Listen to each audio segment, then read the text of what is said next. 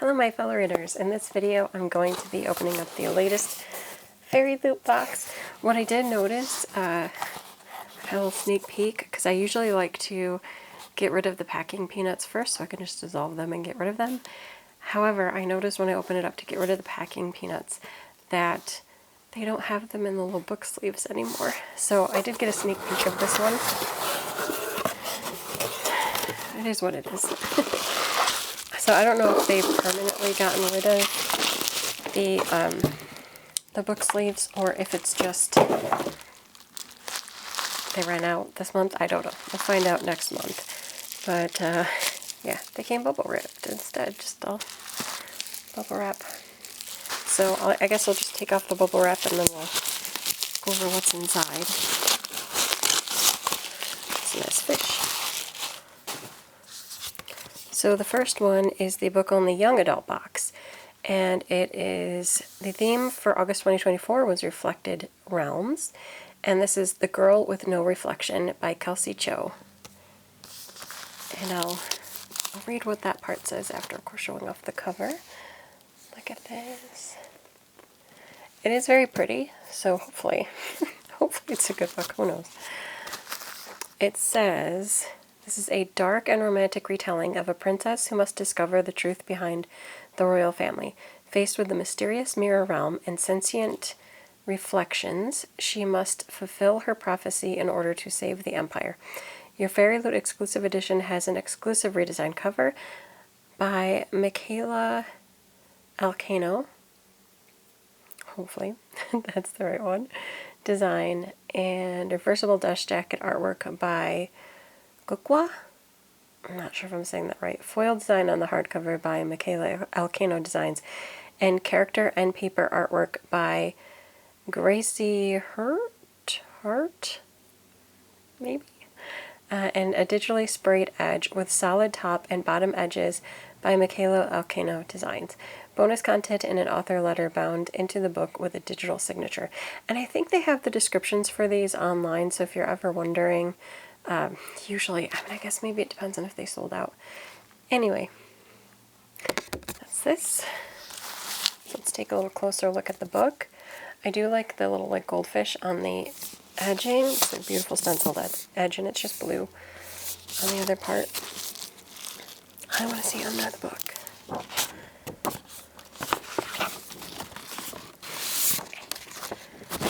Okay, so under we have this mirror and a broken mirror. So there you go, nice. Inside, you have this artwork.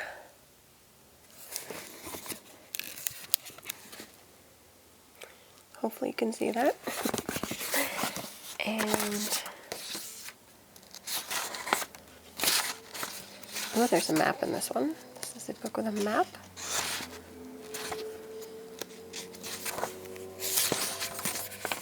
And there's the letter. And then the art under the cover. Sorry about that. And then the art under the cover is this. I didn't even get to see it. That is pretty. I like both sides. I'm not sure which one I'd prefer. Anyway.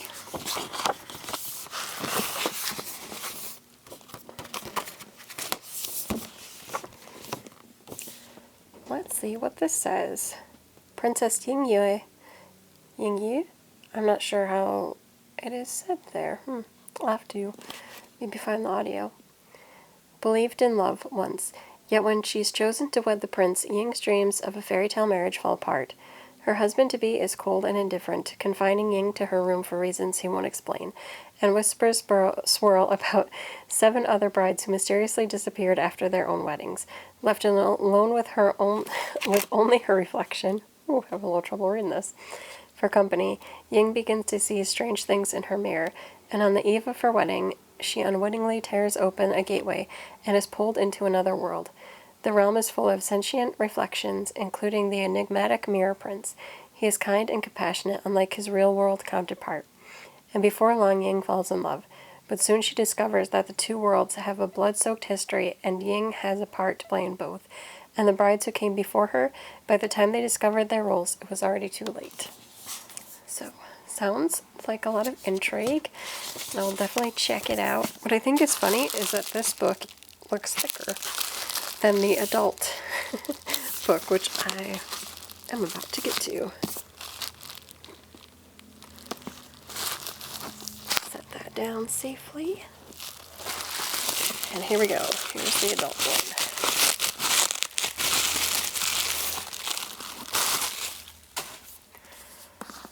So the adult one, the theme is Villains Assemble, and the book is Long Live Evil by Sarah Rees Brennan.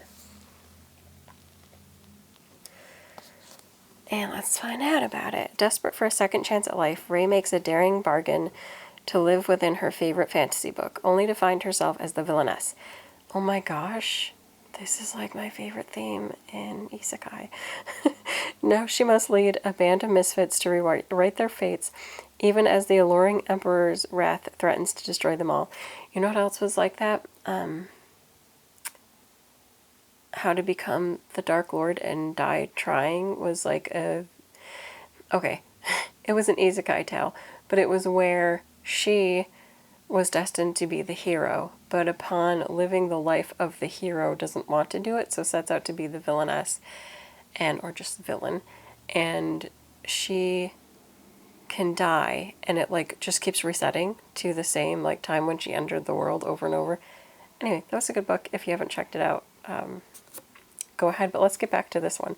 So desperate for a second chance at life, Ray makes a daring bargain to live within her favorite fantasy book, only to find herself as the villainess. Now she must lead a band of misfits to rewrite their fates, even as the alluring emperor's wrath threatens to destroy them all.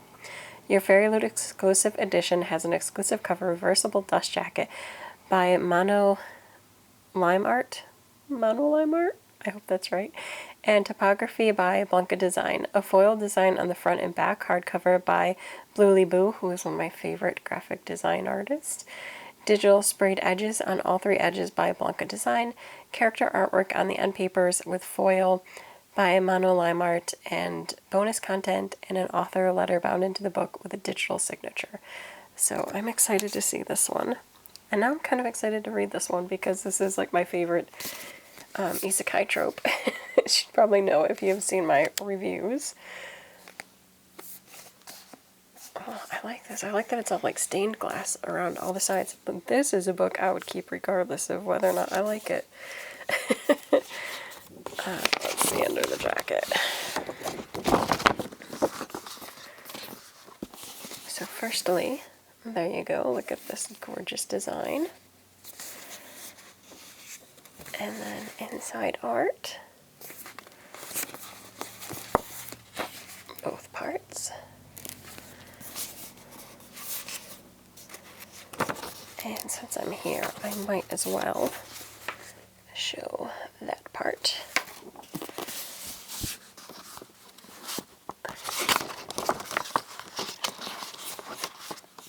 And then the alternate cover. I don't know if you can see this one. It's kind of glaring in the light.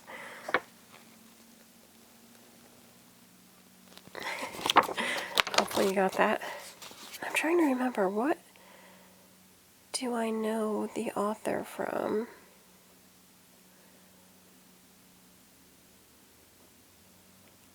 Of course, it's not saying it here. But that's bother. I know this author.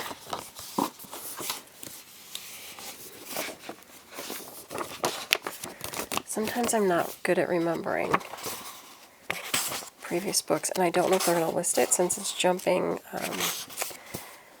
age groups. I'm going to have to look it up. Hold on. I'm going to look it up because I know her books. I think it was the Fence novels, but then too, there was a book in Other Lands that I read. There's like a bunch of stuff. There's a bunch. And she also did some of the work. She? Yes. I always like to check the pronouns. She also worked on the Bane Chronicles, Tales from the Shadowhunter Academy, all of like the short stories. I thought there was another book, But maybe I am just thinking of the In Other Lands. Either way, I have read her work before, so I kind of look forward to this one because I like the theme of it. But let's read the actual inside synopsis. A story for anyone who's ever fallen for the villain. But I like when they're like, get reborn as the villain and then they like rewrite the future for the villain. Anyway, when her whole life collapsed, Ray still had books. Dying, she seizes a second chance at living, a magical bargain that lets her enter the world of her favorite fantasy series. Anybody who's read an isekai from Japan pretty much knows what that is like, a modern isekai.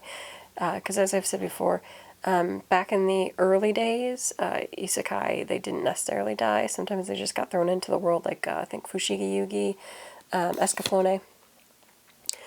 And now she wakes in a castle on the edge of a hellish chasm in a kingdom on the brink of war, home to dangerous monsters, scheming courtiers, and her favorite fictional character, the once and forever Emperor.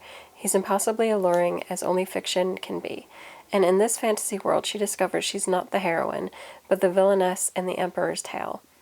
So be it. The wicked are better dressed with better one-liners, even if they're doomed to bad ends. She assembles the wildly disparate villains of the story under her evil leadership, plotting to change their fate. But as the body count rises and the Emperor's fury increases, it seems Rey and her allies may not survive to see the final page. What's kind of interesting about this one, maybe this is like a more Western approach to the theme, is it seems like in a lot of the Japanese ones, the people set to rewrite their fate, but by, like, they're not all automatically deemed the villain at the point they enter the story, and so they kind of rewrite their future in the fact that they're not, so they're kind of showing themselves as not a villain or villainess. In this one, it sounds like maybe she's already deemed the villain of the piece, and so she kind of goes with it while also trying to change the future. I don't know, I think it'll be interesting to see. I'm definitely is my vibe, so I'm gonna read this, hope that it's good. I'm looking forward to it now. I guess that's a good thing. But yeah, I don't know. This is August. I think it's funny, like I always get the FairyLoot in right when they're about to ship out the next month, because they always come by like the end of the month. But I'm very excited about these, and I think the only other thing I'm waiting for with FairyLoot is that I pre-ordered their special edition of Howl's Moving Castle, and I'm still waiting for that. And it's not like I need another copy of Howl's Moving Castle, but it was gorgeous, and I can't wait to own it, and I'm still waiting for it. But anyway, here was August FairyLoot. That is it for this video. Until next time, bye.